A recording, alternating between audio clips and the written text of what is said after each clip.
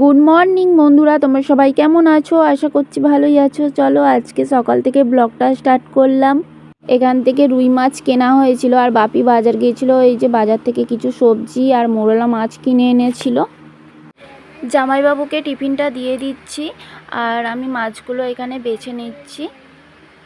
মানু এখনও ঘুম থেকে ওঠেনি। ও উঠলে তাকে জামা কাপড় পরানো, খাওয়ানো একটা ঝামেলা আছে। তাই ভাবলাম আগে মাছগুলো বেছে নিই, তারপরে অন্য কাজ করব। কারণ কি, মাছ বাছতে বাছতে তো আর কিছু করা যায় না। অন্য কাজ হলে তবু ফেলে রেখে কিছু করা যায়, এখানে মাছ ফেলার আগে তো আর কথাই নেই। সঙ্গে সঙ্গে বিড়াল এসে খোবলা করে তুলে নিয়ে চলে যাবে।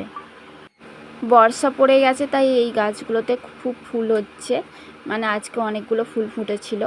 আর এই যে আমার মাছ বাছা কমপ্লিট হয়ে গেছে। আর এটা মা সকালে বেছে নিয়েছিল, রুই মাছটা। আমি এখানে ভাত বসিয়ে দিয়েছি।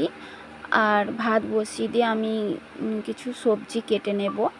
এই যে সবজি আছে, ঝোল হবে মাছ দিয়ে, সব রকম সবজি দিয়ে একটা ঝোল হবে।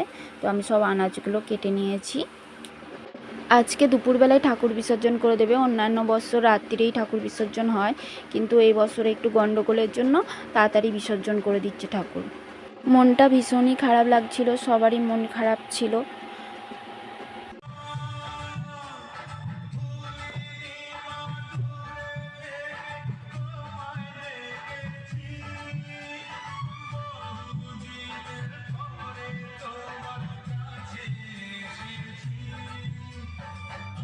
সন্তোষী মাকে মার মিষ্টি জল খাইয়ে একটু বরণ করে নিচ্ছে।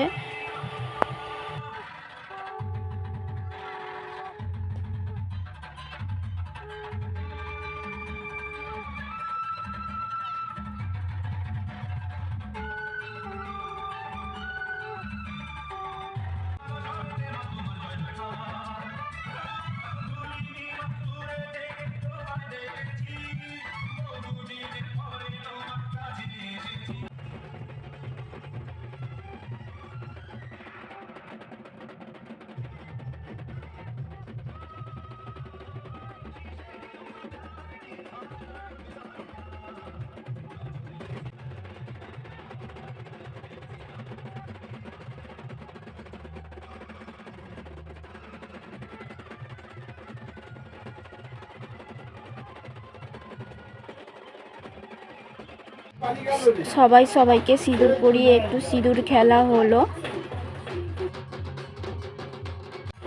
বোনের আর আমার মুখ দেখেই মনে হচ্ছে যে মনটা ভীষণই খারাপ, সবারই মন খারাপ ছিল।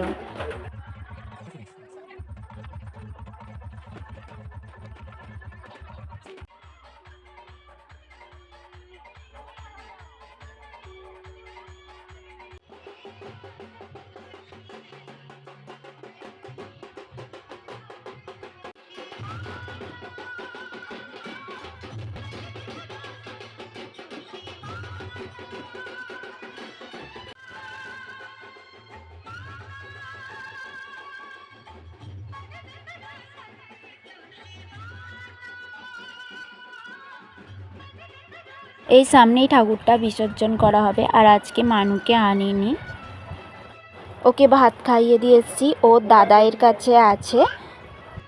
এতক্ষণে বোধহয় ঘুমিয়েও পড়েছে।